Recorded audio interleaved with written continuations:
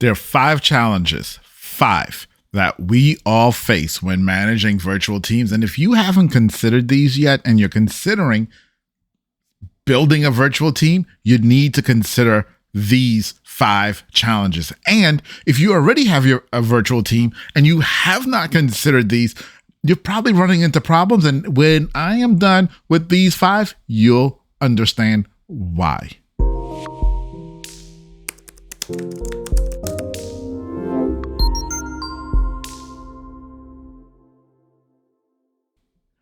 Hey everybody, welcome to the Build Your Team show. I am your host, Atiba, and if you're looking to build your team because it's time for your business to grow, you're in the right place. I've been building effective teams for my businesses for over 20 years now, and I'm going to share with you some of the stuff that I've learned. A lot of those teams were in person, but we first started going virtual way back in 2013. So I've been in the virtual team market for quite some time now. So let's dive in. These are five things. 5 things you must consider with your virtual team. Okay. Number 1, personal connection. A lot of times people have problems with their virtual team because they have a lack of personal connection with the team. Personal connection is so much more important in the virtual environment than it is in the in-person environment, because in person you naturally have proximity and things are naturally going to happen. Conversations will happen around the water cooler. There may be a joke. There may be a story that's told. You may overhear something. There are natural things that happen in the in-person environment that don't happen in the virtual. And so it's super important that you work on the personal connection. And I'm a firm believer that the personal connection between an employee and their manager is the most important. It doesn't mean that you have to have a personal connection with every single person on your team. Depending on how big your team is, that could get a little bit difficult. But it is important that you have a personal connection with the people that report to you directly, and they have a personal connection with the people that report to them directly. Getting to know them, asking them how things are going, what's going on in their family, what are they excited about, what are they struggling about, when's their birthday. You've got to celebrate these things. You got to find out these things. You have to have empathy with certain things. Super important. So that's number 1. Personal connection. Got to have personal connection. Number 2, communication. Nothing will sink a ship faster than poor communication. If you got poor communication on your team, and I did a video a little while ago, right above, go check that out, all about communication, right? So I'm not going to belabor the point right here, but if you're not communicating effectively with your team, if expectations are not being communicated, and the way you know that you're not communicating effectively with your team is simple. If you are expecting X and you're getting Y, you have a communication problem. Period. If you're expecting X and you're getting Y, there is a communication problem that has to be solved. So that's number 2. Number 3, and this is a tough one. It's a tough one because it takes a lot of mental calories on your part and on the part of anyone who's a manager in your organization. Understanding time zones. Understanding that just because it's daytime for me, it may be nighttime for my staff, and that may not be appropriate time for them to work, or maybe it is. Or it may be that it's 2:00 in the afternoon for me, and it's 6:00 in the afternoon and dinner time for them, and I'm trying to get work done and they're trying to have dinner, or vice versa. So really understanding the time zones of where people are and how they overlap. Now, the way I get around this, especially when it comes to communication, when we need to have meetings and all of that, is I actually use Calendly. And I've got a link for Calendly down below, which is, it's a calendar. It's an online calendar. And on my online calendar, I block all the times when I'm unavailable, and I leave open all the times when I am available. And so my staff knows that when they want to have a conversation with me, doesn't matter where they are in the world, they use my Calendly link and my calendar to book that time.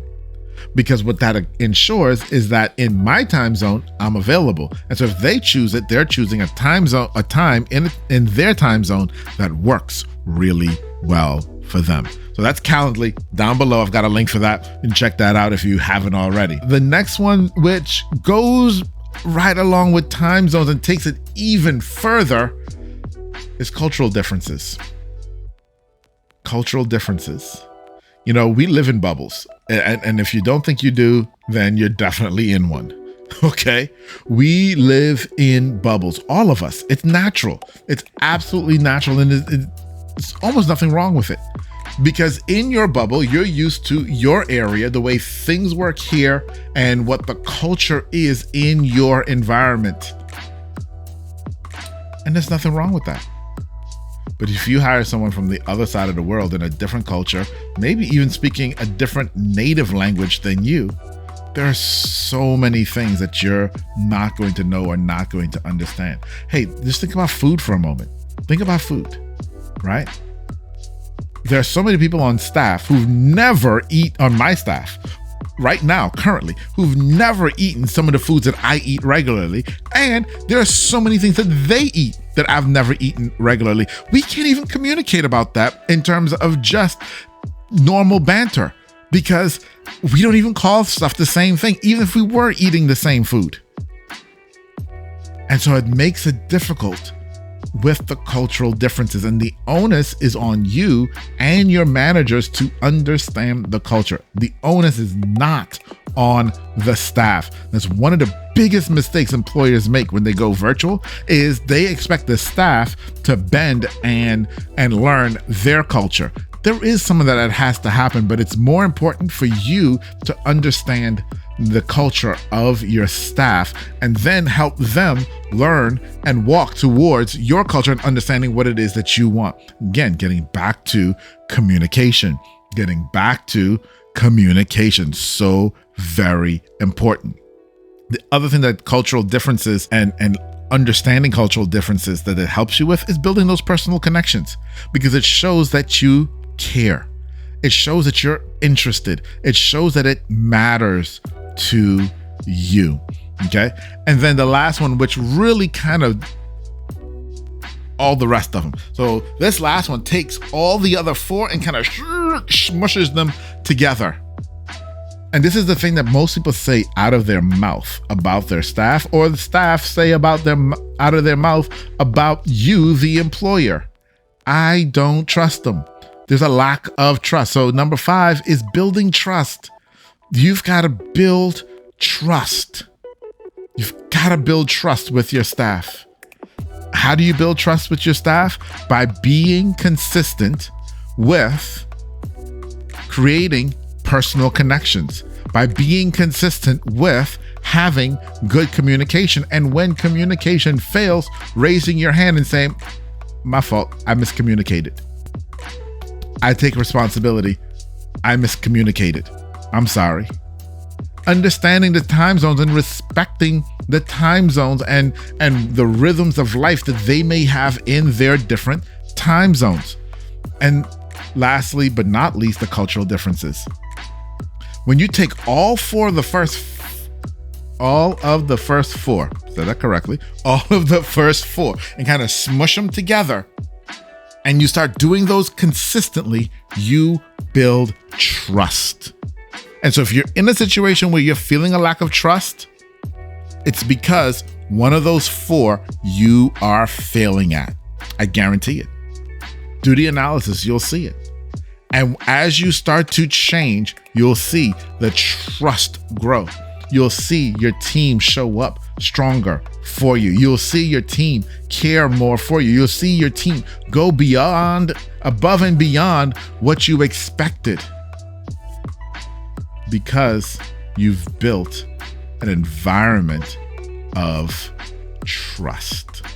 So those are my 5 guys. Listen, I completely get it. Building team can be very, very hard, right? It is. But if you take in mind and you keep in mind these 5 things, and you focus on these 5 things, these 5 areas, and there's a lot in these 5 areas, but if you focus in these 5 areas and you continually get better in these 5 areas, I guarantee you, managing your team is going to become a lot easier and go from challenging to one of your greatest triumphs in business. All right, everybody, I'll talk to you soon. Bye-bye.